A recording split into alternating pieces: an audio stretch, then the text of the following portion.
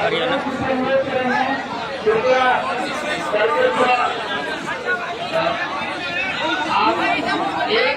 Madam का जो बहुत ऐसे बैठे थे उनको आप पहचान रहे हैं और उनको जान रहे हैं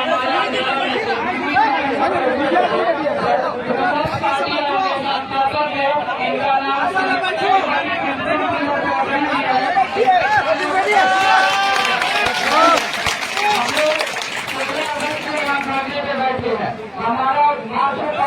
हमारा छोटा मान था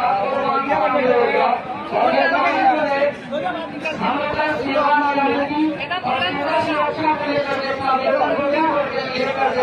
लेकिन विभाग जो है एक तरफा कार्रवाई करते हुए हमारा नौकरी खत्म कर दिया और हमसे वापस नहीं किया। हम लोग चाहते हैं कि हम लोगों का जो भी मांग है वो सरकार सुन रही होगी। आप लोग अपने स्तर से सरकार के पास रख करके हम सभी इंजीनियर सबका जो भी समस्या है उसका समाधान करवाया जाएगा।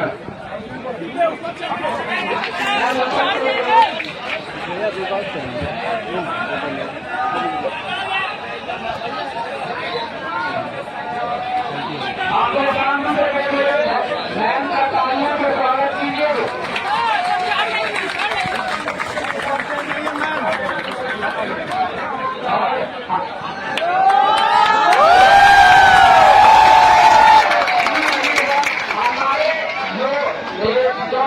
पार्टी के महासचिव जी है वो हमारे अनुपम सर है जो माननीय मुख्यमंत्री जी के बहुत करीबी और सरकार में प्रधान सचिव रहे हैं, उनका भी तालियों के साथ स्वागत किया गया।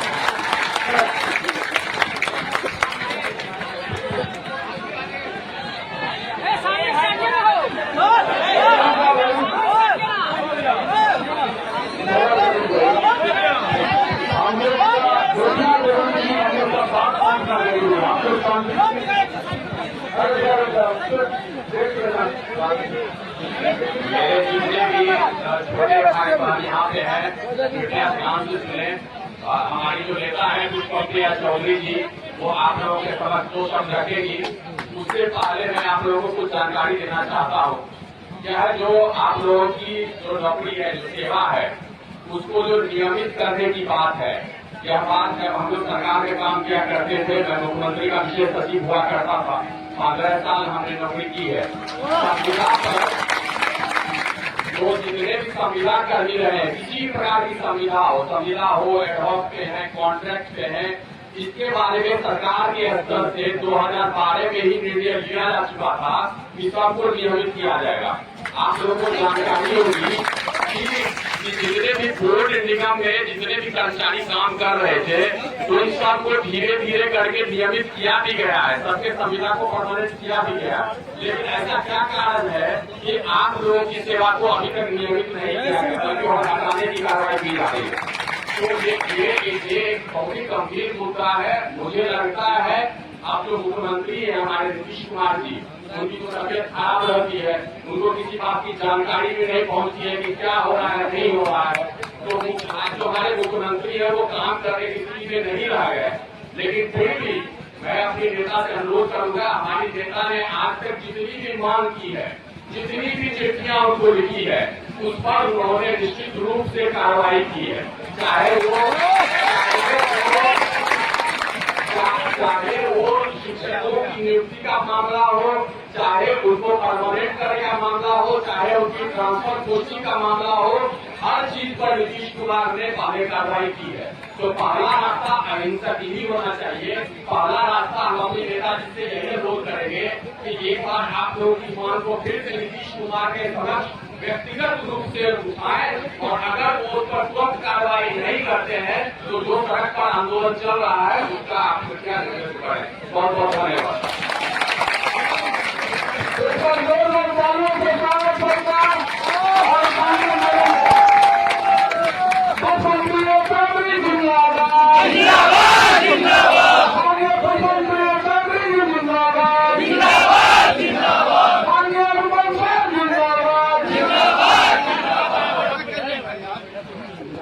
यहाँ पे उपस्थित सभी लोगों को मेरा प्रणाम और आदाब।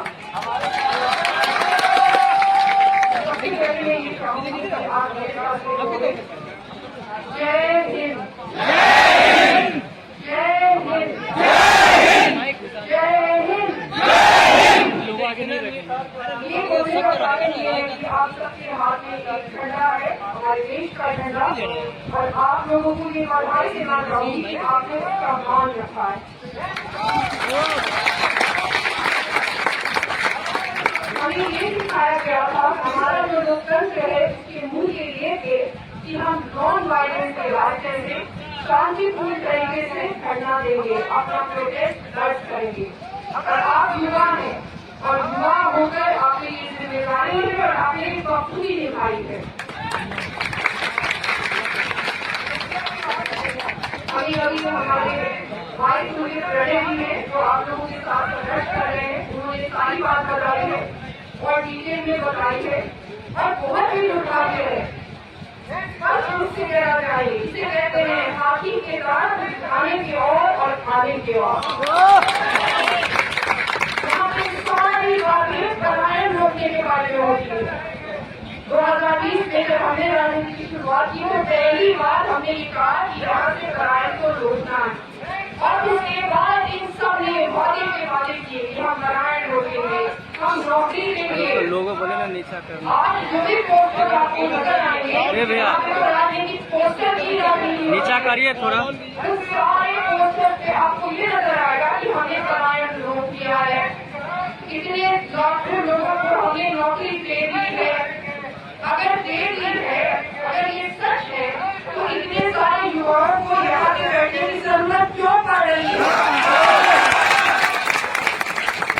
अगर आप मूर्ख नहीं है तो युवाओं के साथ ये खेल क्यों कर रहे हैं? ये प्रश्न है जो पूछने की जरूरत है, और ये प्रश्न आपके बिहार पर आपकी ओर से अब हम भी पूछेंगे। ये बंद करना पड़ेगा, युवाओं को ठगना जो उन्होंने हमेशा से किया है वो बंद करना पड़ेगा, और हमें भी इनको मजबूर करना पड़ेगा कि ये बंद करें।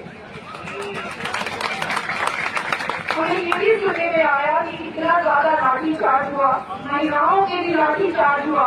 बताइए, इसके पोस्टर में लिखा है महिलाओं की जय जयकार है, यही जय जयकार हो रही है। यही हमारे मुख्यमंत्री जी महिलाओं का सम्मान करते हैं, उनको बेटियां कहते हैं। यही हमारे माननीय प्रधानमंत्री जी बेटी बचाओ और बेटी पढ़ाओ योजना करते हैं, और जब बेटियां पढ़ लेती हैं और नौकरी पा लेती है तो उनको सड़कों पे बैठाते हैं। यही नेताओं की असलियत है, और यही कारण है कि हमने भी अपनी एक पार्टी बनाई, क्योंकि वो जो झंडा है इस देश को जिसने आजादी दिलाई, उसी का खून, उन्हीं लोगों का खून आप लोगों के अंदर ही है और हमारे अंदर भी है। आज तक ऐसा नहीं हुआ है कि हमें माननीय मुख्यमंत्री जी से ये मांग की हो और उन्होंने उस पर ध्यान नहीं दिया। बहुत सारी चीजें की भी है, तो हम अपनी तरफ से वो मांग और उठाएंगे, पहले शांतिपूर्ण तरीके से उठाएंगे। कोई झूठा वाला आपके साथ नहीं कर रहे, अपना वादा करेंगे। उन्होंने कोई छूट नहीं दी, क्योंकि ये भी एक बात पूर्णतः सही है कि माननीय मुख्यमंत्री जी अब पूरी तरीके से अपने निर्णय खुद से नहीं लेते। तो हम जो आपका रास्ता है, सड़क पे आने का रास्ता है, वो ही करेंगे, और चुनाव से पहले ही करना होगा। चुनाव से पहले ही करना होगा, क्योंकि चुनाव एक मात्र वो वक्त होता है जब ये जनता के सामने हाथ जोड़ते हैं।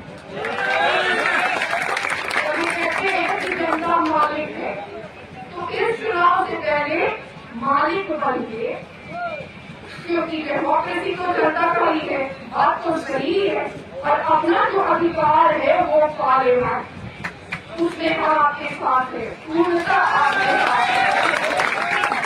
एक बिहारी होने के नाते और एक युवा होने के नाते बहुत ही ज्यादा आप लोगों ने मेरी सारी बातें बहुत से सुनी, इसके लिए बहुत बहुत धन्यवाद। जय हिंद। इंकलाब जिंदाबाद कांग्रेस मंत्री स्वामी जी जिंदाबाद आवाज दो।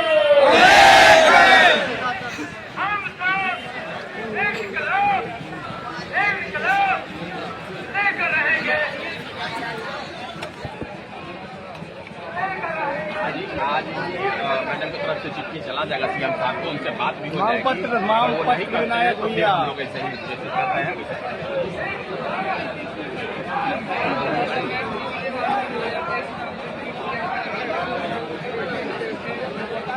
हाँ, वो अभी